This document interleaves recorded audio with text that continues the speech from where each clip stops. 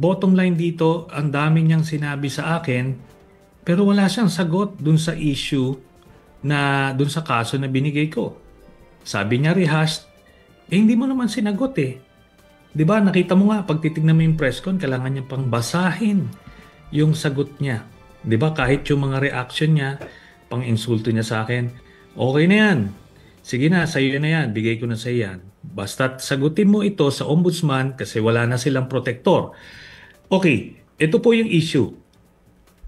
Um, yung final ko po na plunder case, ito ay tungkol dun sa 7 billion pesos worth of infrastructure projects na binigay or inaward ni Duterte at ni Bongo sa tatay at kapatid ni Bongo. Sila yung contractor.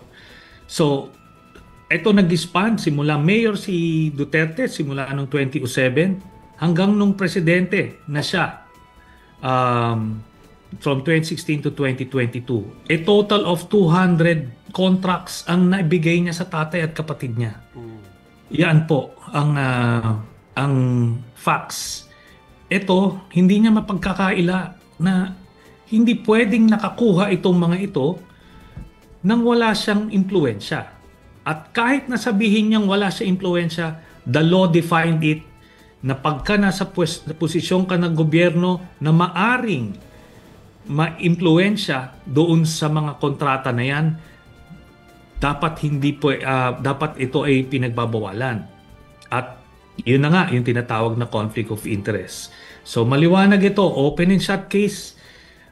Kaya nga naming milipit na eh. Nakita mo, wala na siyang protector ngayon. Wala na si Digong, wala na rin si Martires sa ombudsman, kaya ganyan na po yan.